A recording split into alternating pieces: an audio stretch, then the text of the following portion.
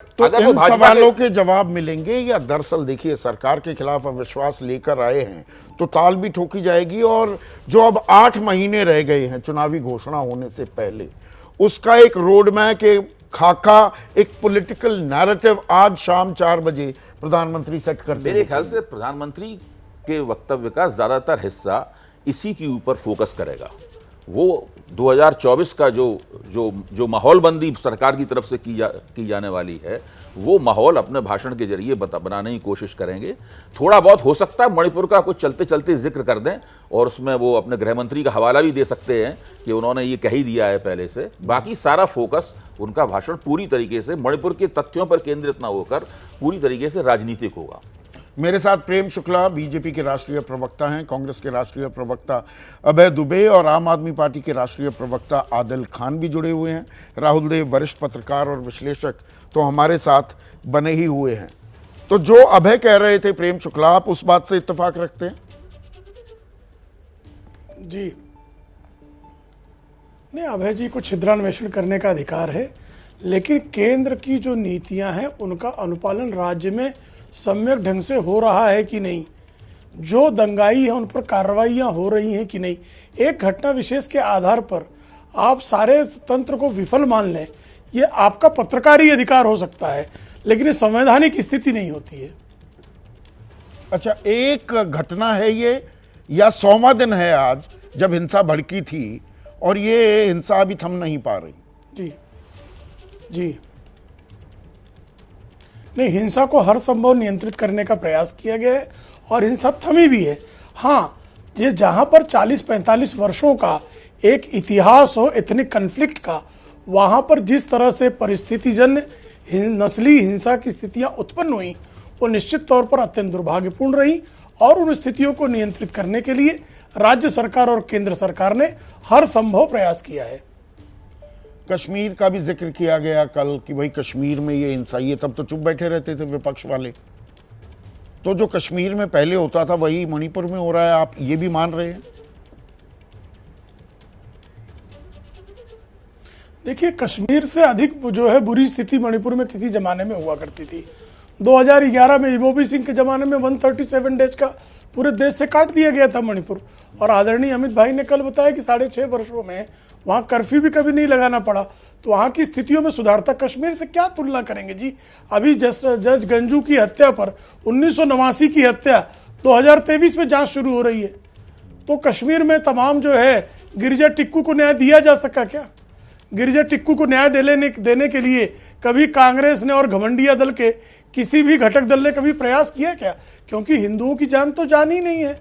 वहाँ कश्मीरी पंडितों को जिस तरह से मस्जिदों से ऐलान करके कहा गया कि आप अपनी लड़कियों को छोड़कर चले जाएं, और जो है जवान लड़कियों को छोड़ के चले जाएं, बाकी सब यहाँ ना रहें, तो इस तरह का ऐलान मणिपुर में तो नहीं हो रहा है। और जिन लोगों ने ऐलान किया 60 से 70,000 लोग तो विस्थापित हुए ही नहीं, पर बैठाते थे। 350 राहत कैंप तो चले ही नहीं प्रेम, और 138 बच्चों ने तो दिल्ली में दाखिला ले लिया मणिपुर के, 270 कतार में हैं। मैंने ये कब कहा? नहीं, आपकी संवेदनाएं कश्मीर को लेकर जायज हैं, पर ये सिलेक्टिव संवेदनाएं हो जाती हैं। पूरे देश को लेकर है। हाँ, तो मणिपुर में मेरी संवेदना पूरे देश के हर नागरिक के लिए मेरी संवेदना है, मणिपुर के लिए भी संवेदना है। एक भी महिला के साथ इस तरह का बलात्कार होना समग्र समाज के लिए दुर्भाग्यपूर्ण है, देश के लिए दुर्भाग्यपूर्ण है। लेकिन राजस्थान में अगर महिलाओं पर बलात्कार होगा और इनका मुख्यमंत्री कहेगा ये तो बलात्कार 65% जो है गलत होते हैं, और शांति धारीवाल इनके मंत्री कहेंगे हम तो मर्द वाले हैं, तो इनकी मर्दानगी कांग्रेस की कितनी विकृत है यह भी लोगों ने स्वीकृत कर लिया है। अच्छा, तो राजस्थान में सामूहिक बलात्कार होता है, विपक्ष नहीं जाता, राहुल गांधी नहीं जाते, आप गए थे या बीजेपी के नेता गए थे? आप ना मणिपुर जा रहे हैं ना वहां जा रहे हैं। गए थे? नहीं, मणिपुर भी गए थे भाजपा, आदरणीय गृहमंत्री जी वहां थे। आदरणीय गृहमंत्री जी 23 गृह राज्य मंत्री जी 23 दिन थे वहां। हाँ, बस ये है कि ढिढोरा नहीं पीटा जाता।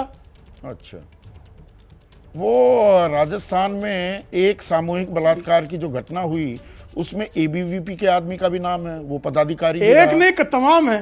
तमाम है। किसी का भी उस पर कार्रवाई होनी चाहिए, कार्रवाई होनी चाहिए, ये किसी बात पर भी जायज। वो कार्रवाई होनी चाहिए ये जी। बिल्कुल एबीवीपी का है तो उसको कार्रवाई नहीं करनी चाहिए, बिल्कुल ये तर्क है इनका।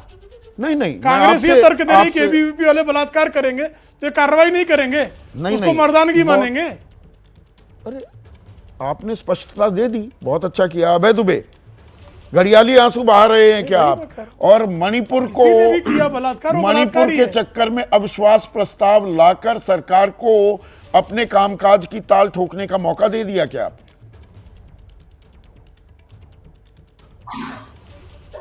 देखिए, हम प्रधानमंत्री जी से सिर्फ जवाब की अपेक्षा नहीं करते। प्रधानमंत्री जी जवाबदेही तय कीजिए, प्रधानमंत्री जी समाधान दीजिए।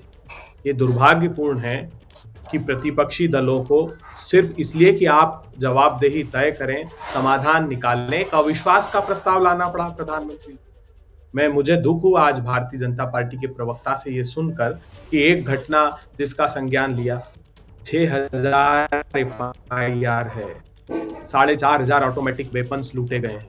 जिस मंत्री को इन्होंने बोलने नहीं दिया, मणिपुर के केंद्रीय मंत्री हैं, विदेश राज्य मंत्री, वो 25 मई से प्रधानमंत्री जी से गुहार लगा रहे हैं कि मेरा घर जला दिया जाएगा, प्रधानमंत्री जी आप इंटरवीन करिए। और ये कह रहे हैं कि वो इथनिक क्लिंजिंग और सांप्रदायिक हिंसा, वो उसका बयान पढ़िया, उसने कहा मैं हिंदू हूं, हिंदू हिंसा की भीड़ ने मेरा घर जला दिया। प्रधानमंत्री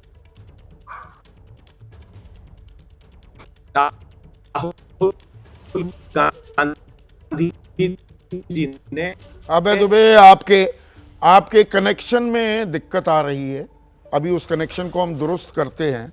साथ में आदिल खान भी हैं, सुनील सिंह भी जुड़ गए हैं जेडीयू की तरफ से, उनसे चर्चा करेंगे। पत्रकारिता कोई इमोशन नहीं है, ना अपना कोई ज्ञान देना है और ना कोई विचार थोपना है। पत्रकारिता क्या है? पत्रकारिता का मतलब है सही जानकारी इकट्ठा करना और तथ्य बताना। पत्रकारिता आज जितने महत्वपूर्ण दौर में है, शायद पहले नहीं थी।